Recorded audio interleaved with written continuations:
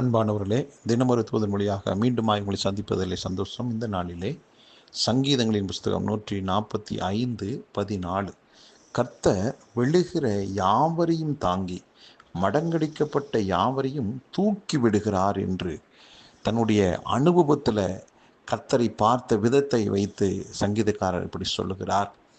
ஆண்டவருக்கு ஒரு குணாதிசயம் உண்டு. அவர் விழுகிற யாராக இருந்தாலும் அவங்கள தாங்கணும் என்று சொல்லி அவர் விரும்புகிறார். அருமையானவர்களே, இரண்டாவது ஒரு காரியம், தோற்று போன, வீழ்ந்து போன, எல்லா விதத்திலும் நிராகரிக்கப்பட்ட, அதுதான் மடங்கடிக்கப்பட்ட என்று அர்த்தம். அப்படிப்பட்ட ஒரு மோசமான ஒரு தோல்வியை சந்தித்த யாராக இருந்தாலும் தூக்கிவிடக்கூடியவர் தான் நாம் ஆராதிக்கிற, நாம் நம்புகிற ஆண்டவராகிய இயேசு கிறிஸ்து. இந்த நாளிலே உங்கள் வாழ்வில் ஏதாவது ஒரு விதத்தில் நீங்கள் விழுந்து விடுவோமா என்று சொல்லி ஒருவேளை யோசிக்கலாம். ஆண்டவரை ஆராதிக்கிற, அவரையே இரட்சகராக ஏற்றுக்கொண்டிருக்கிற, முழு மனதோடு அவரை மேலே விசுவாச நம்பிக்கை வச்சு காத்திருக்கிற நீங்கள் விழுந்து போக மாட்டீங்க. விழும்படியான சூழ்நிலைகள் உலகத்தில் அவ்வப்பொழுது வந்துக்கிட்டு தான் இருக்கும். ஆனால் விழுகிற யாவரையும் ஆண்டவர் தாங்குறாரா, அதனால் நீங்கள் விழமாட்டீங்க. ஒருவேளை நான் விழுந்துட்டேனே என்று நினைக்கிற உங்களை எதிர்காலத்தை குறித்து நீங்கள் கேள்வி கேட்குறீங்களா? ஐயோ, நான் விழுந்துட்டேனே, இனி நான் என்ன செய்ய போகிறேன்?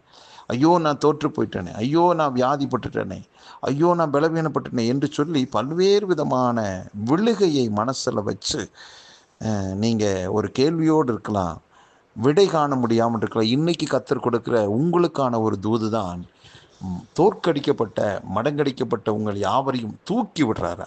அப்போ என்னன்னா, நான் விழுந்துட்டேன் என்று அறிக்கை பண்ணாதீங்க.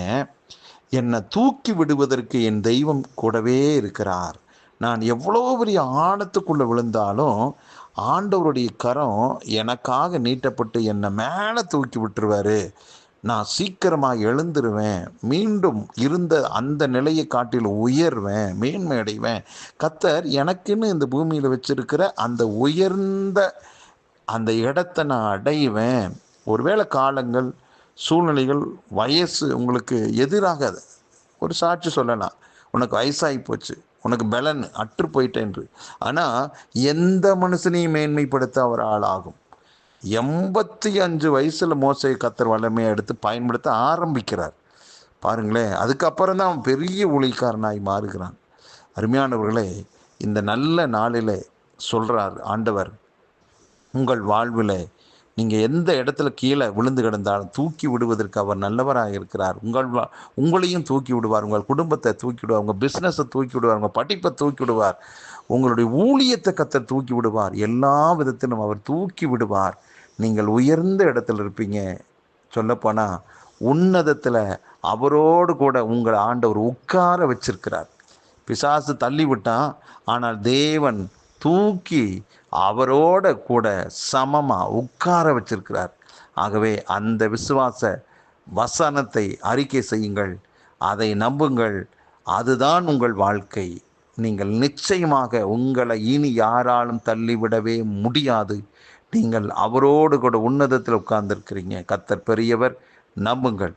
ஜெபிக்கலாம். நல்ல பிதாவே, எங்கள் வாழ்வில் அதிகமான அக்கறை உள்ளவர் நீர். எங்கள் வாழ்வில் நாங்கள் விழுந்து கிடந்தாலும் எங்களை தூக்கி விடக்கூடியவர். தோற்கடிக்கப்பட்ட நிலைமையில் நாங்கள் இருந்தாலும் ஆண்டவரே, எங்களை தூக்கி விடக்கூடியவராய், தாங்கக்கூடியவராக இருக்கிறீரப்பா.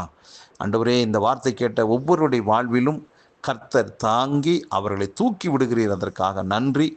இனி அவர்கள் ஒருபோதும் அவருடைய முகம் வெட்கப்பட்டு போகாதபடி, அவங்களுடைய கண்ணில் தண்ணீர் வராதபடிக்கு கர்த்தர் உயர்த்துகிறேன். நன்றி. ஒவ்வொருவரையும் வாழ்த்தி ஆசீர்வதிக்கிறேன். இயேசு கிறிஸ்துவின் நாமத்தை ஜெபிக்கிறேன் நல்ல பிதாவே, ஆமென்.